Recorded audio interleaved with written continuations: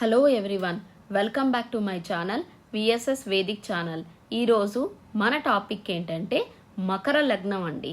మకర లగ్నాన్నే మనం Capricorn rising అని అంటామన్నమాట. వీళ్ళు చాలా క్యాలిక్యులేటివ్గా ఉంటారు, చాలా డిసిప్లిన్డ్గా ఉంటారు. ఏ విషయంలో అయినా సరే చాలా జాగ్రత్తగా ఉంటారన్నమాట. వీళ్ళకి జనరల్గా కూడా కాంపిటీషన్ స్పిరిట్ ఎక్కువగా ఉంటుందన్నమాట. నేనే గొప్పగా ఉండాలి, అందరిలోనూ నేను ఎక్కువగా రెస్పెక్ట్ని పొందాలి, అందరిలో కల్లా ఫస్ట్ నేనే ఎక్కువ ఉండాలి అని వీళ్ళు ఎప్పుడూ కూడా నలుగురిలో కాంపిటేటివ్నెస్ని ఎక్కువగా వీళ్ళు ఫీల్ అవుతూ ఉంటారన్నమాట. బయటికి డిస్ప్లే చెయ్యరు. వాళ్ళు ఎప్పుడూ కూడా అవతల వాళ్ళతో కాంపిటీషన్ ఉన్నట్టు బయటికి డిస్ప్లే చేయరు, కానీ కాంపిటీషన్ ఎక్కువగా వీళ్ళు ఇన్సైడ్ ఫీల్ అవుతూ ఉంటారన్నమాట. అది ఎందుకంటే ఇక్కడ శని ఈ ఫస్ట్ హౌస్ని, అంటే సూర్యుడికి సంబంధించిన హౌస్ని రూల్ చేస్తూ ఉంటారన్నమాట. సో ఇక్కడ ఏమవుతుందంటే వీళ్ళకి వాళ్ళ మీద వాళ్ళకి కాన్ఫిడెన్స్ తక్కువగా ఉంటుంది. ఈగో అనేది చాలా అప్ అండ్ డౌన్గా ఉంటుంది. ఈగో లేదంటే ఉండకపోవచ్చు. తర్వాత ఒక సెల్ఫ్ ఎస్టీమ్ అనేది చాలా తక్కువగా ఉంటుందన్నమాట. తర్వాత వీళ్ళ సెకండ్ హౌస్ అంటే దేనికి, ఫ్యామిలీకి, ఫుడ్ గురించి, స్పీచ్కి సంబంధించిన హౌస్ మాట.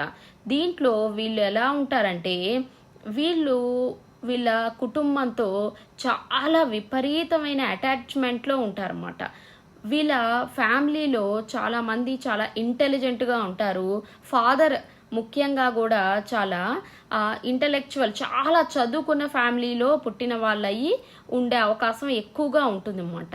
జనరల్గా వీళ్ళ ఫాదర్ సైంటిస్ట్ కానీ, రీసెర్చ్ ఫీల్డ్లో కానీ, ఏదైనా సరే స్పెషల్ సైంటిఫిక్ రీసెర్చెస్లో కానీ, ఫార్మాకి సంబంధించిన దాంట్లో చాలా ఎక్కువగా కూడా చదువుకున్న ఫ్యామిలీస్లో ఉండే అవకాశం ఎక్కువగా ఉంటుందన్నమాట. వీళ్ళ మాటలతోనే అవతల వాళ్ళ మీద ఈజీగా నెగ్గేస్తారన్నమాట. అంటే వీళ్ళు ఒక మాట మాట్లాడే ముందు చాలా జాగ్రత్తగా ఆలోచించి వీళ్ళు మాట్లాడతారన్నమాట. మనీ కూడా చాలా జాగ్రత్తగా ఖర్చు పెడతారన్నమాట.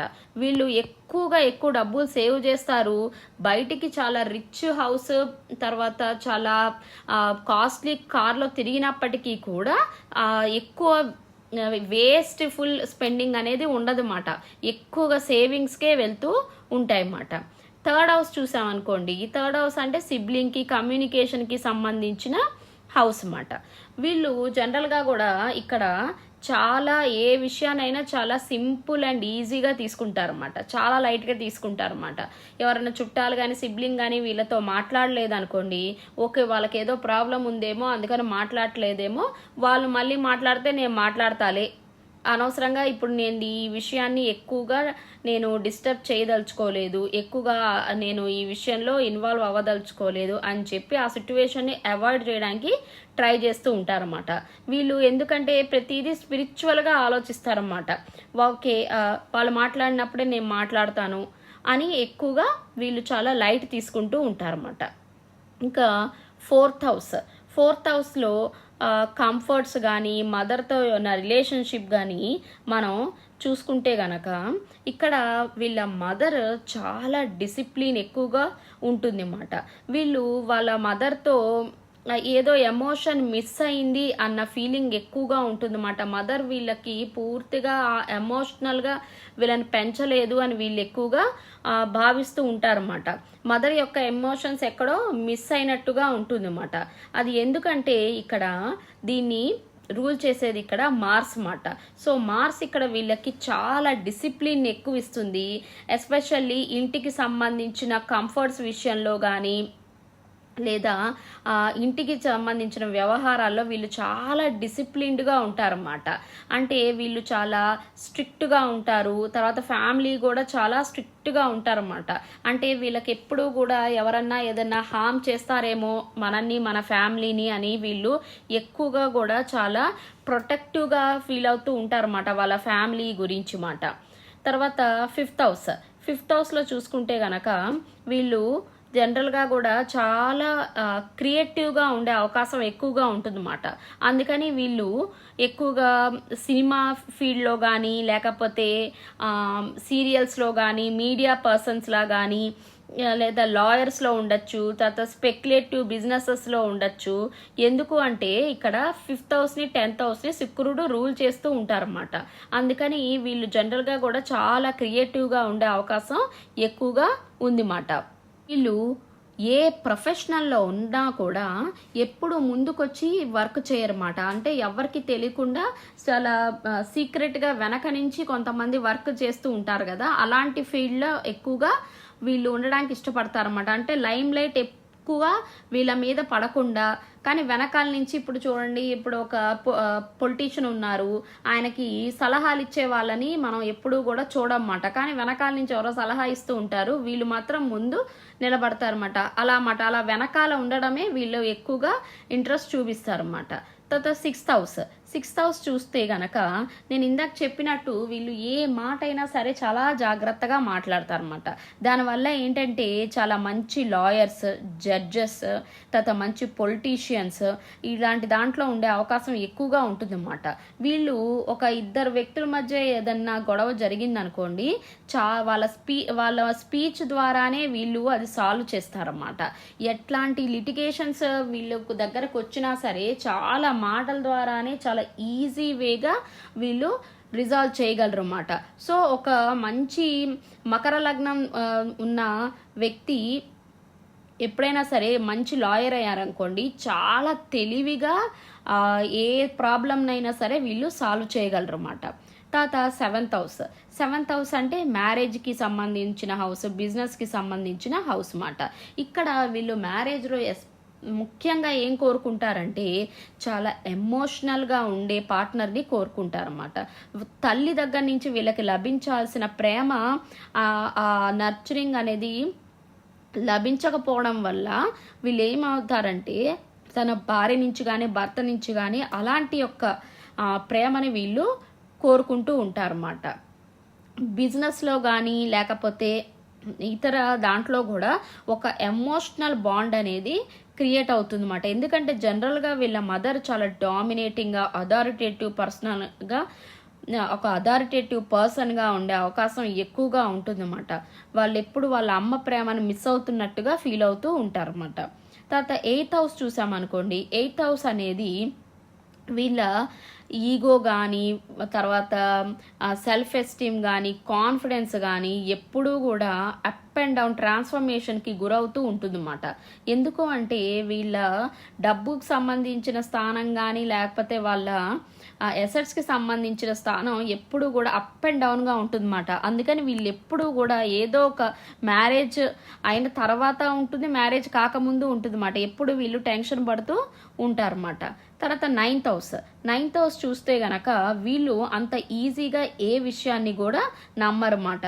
దాన్ని చాలా డీప్గా అనలైజ్ చేసి, చాలా క్యాలిక్యులేట్ చేసి, అసలు దీంట్లో కరెక్ట్ ఉందా, రాంగ్ ఉందా అని చాలా టెస్ట్ చేసిన తర్వాతే ఏ విషయాన్నైనా వీళ్ళు నమ్ముతారన్నమాట. వీళ్ళని నమ్మించడం అంత ఈజీ అయినా పని కాదన్నమాట. వాళ్ళు వాళ్ళ పద్ధతి ద్వారానే వాళ్ళు క్యాలిక్యులేట్ చేసుకుంటారన్నమాట.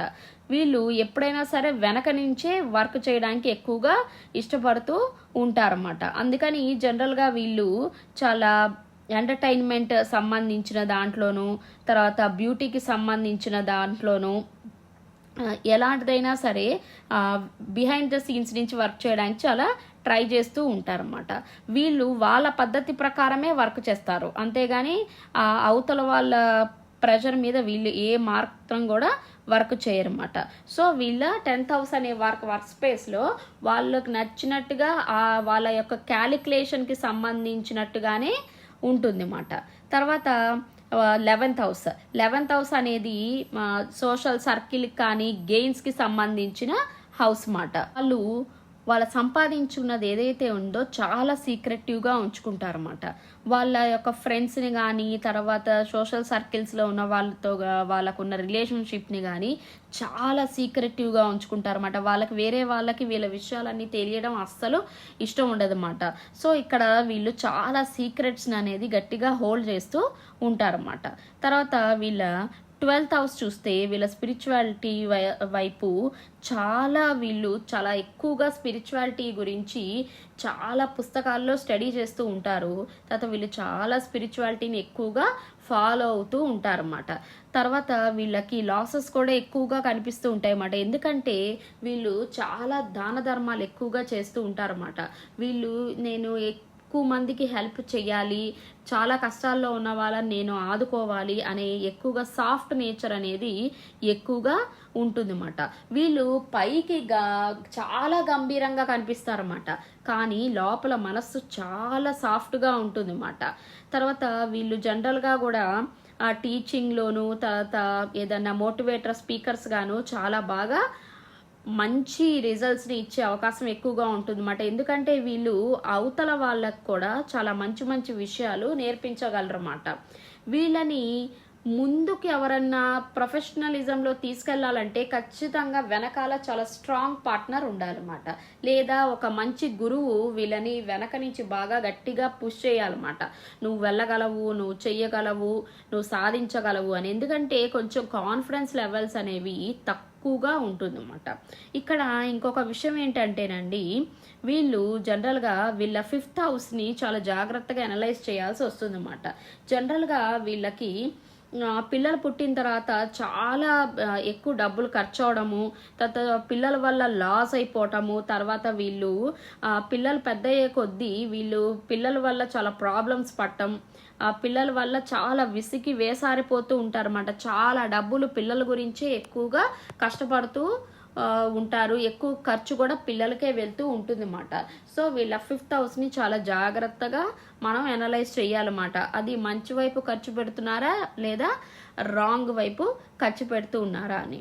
జనరల్గా మకరం అనేది చాలా ఫెమినైన్ సంబంధించిన ఇది మాట, చాలా సెన్సిటివ్కి సంబంధించిన సైన్ మాట.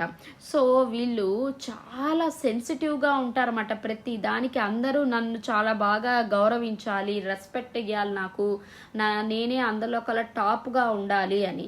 ఏదన్నా సరే వీళ్ళని కొంచెం వీళ్ళ మీద జోకులు వేసినా సరే వీళ్ళు ఎక్కువగా తట్టుకోలేరు అన్నమాట.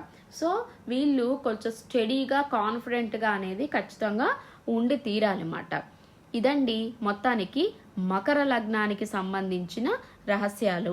దయచేసి నా ఈ ఛానల్ అయిన విఎస్ఎస్ వేదిక్ ఛానల్ని మీరందరూ సబ్స్క్రైబ్ చేసుకోండి.